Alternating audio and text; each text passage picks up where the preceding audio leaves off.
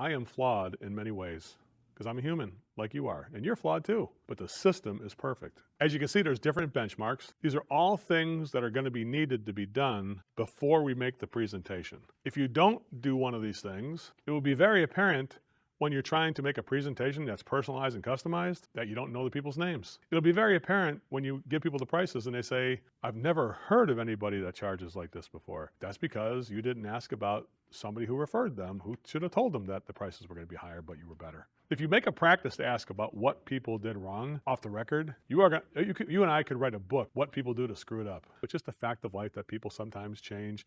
They find something better. We fell short in a way from what the other person was doing. It doesn't mean we made a mistake. It just means that the other company may have gotten better and we had a blind spot that we weren't aware of. I am flawed in many ways, but the system is perfect.